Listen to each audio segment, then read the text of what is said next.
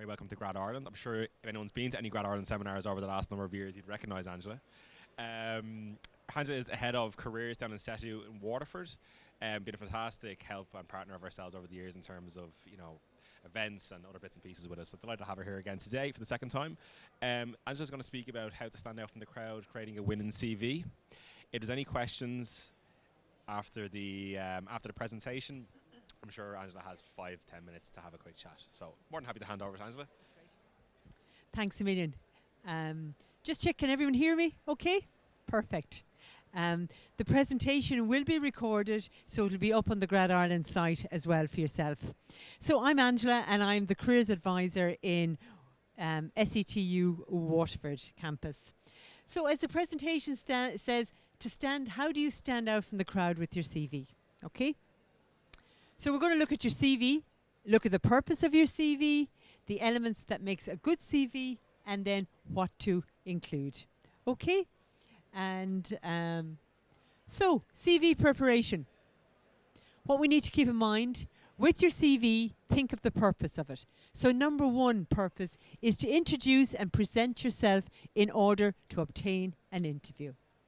Number two, to show off your skills, your ability, and your experience.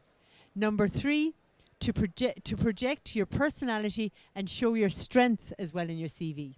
So you will have strengths and personality, and it's just to show those. And then four, to show a potential employer how much you want that job. So that means you've targeted your CV to the job you're applying for.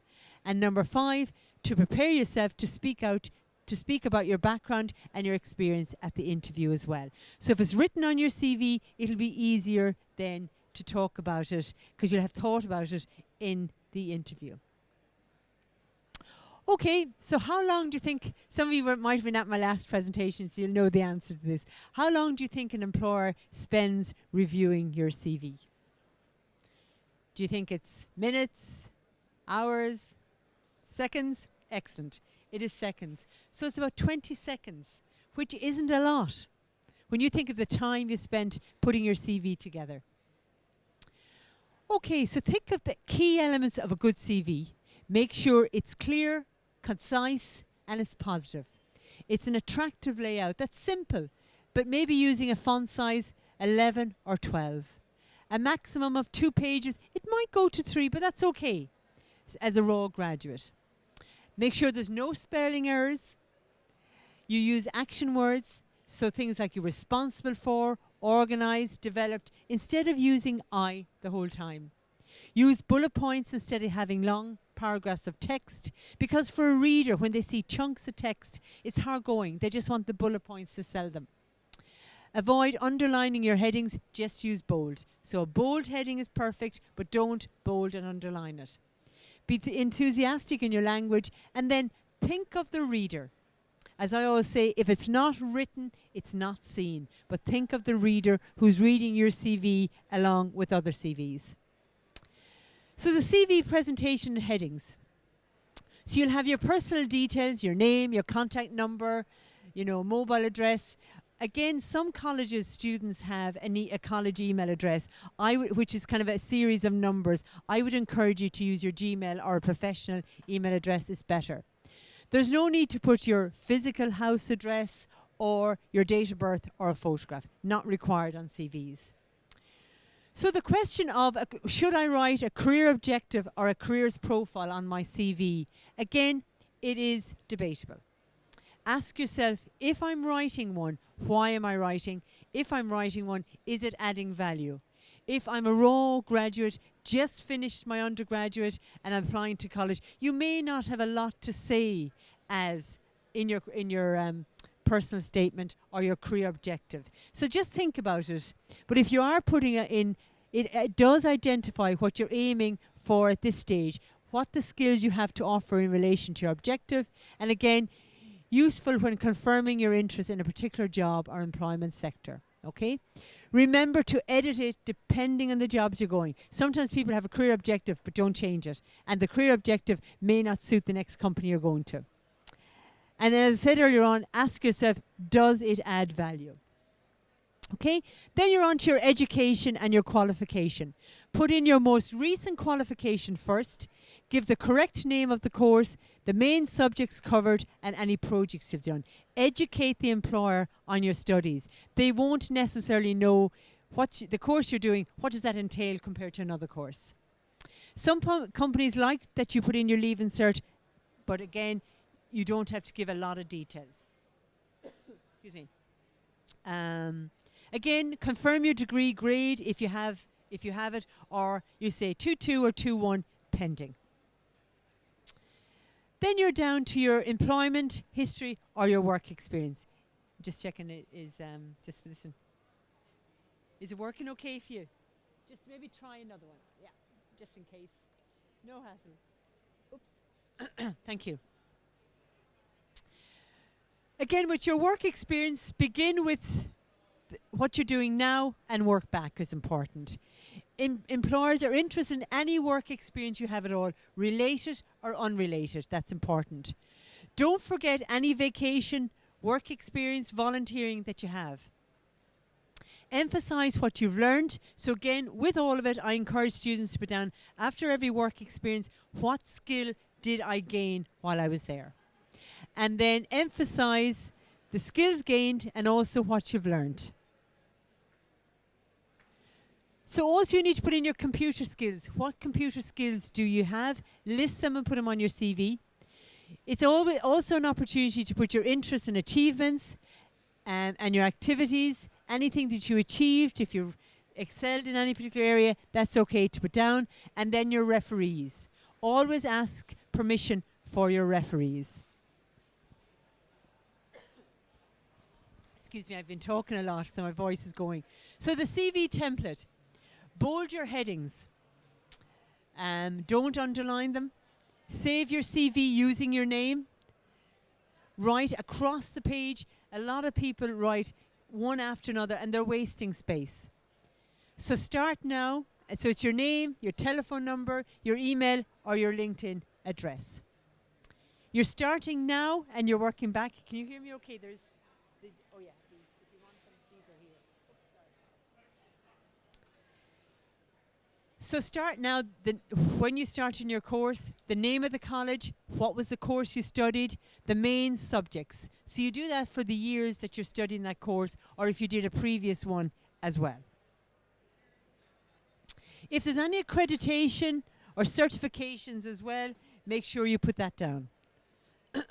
Your second level or secondary school, you can mention the course or mention it. You don't have to give a lot of details, but if you want, you can put the minimum on it. So your work experience, you start now and work back. The name of the company you worked with, where were they based? Were they in Ireland? Were they abroad?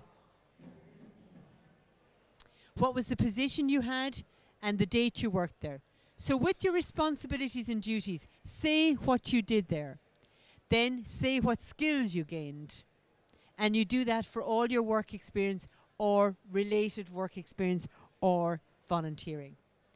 Then you're down to your computer skills. Mention the IT skills you have, any additional languages. If English is your mother tongue, you don't need to put it down. If you have different languages, put those down as well. Then you have your interest. Yeah, feel free to join us. You have your interests and achievements. And your interests and achievement show a little bit about you as an individual as well. And then you'll have your referees. Always ask permission for the referees. I've just put some, and I know they're squashed down here, but some action words as well to help you when you are doing up your CV. You don't have to keep, if you're thinking of words, these hopefully will help you. So does anyone want to take a photograph? I know I moved across, so if anyone wants to take a photograph, I can go back. Does anyone want me to go back on a slide? Yeah. That's the previous one. Do you have that one? And I'll go to the first one.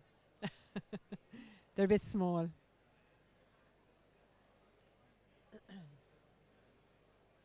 Okay. Oh, sorry. Okay. Carson. Okay. So when you're writing up your CV, always think of any positions of responsibility that you have, so include them. Companies are extremely interested in your range of experience and positions of responsibility that you've had. So mention them. They could be from sport teams, recreational teams, you could be a class rep, you could be editor, secretary, students' union officer, TEFL teacher, volunteering, committee member, anything that you've done, put it down. They have no problem. If it's related or unrelated, it doesn't make a difference. So with your covering letter, okay? Your covering letter is not the first page of your CV, so keep that in mind. It's a separate document.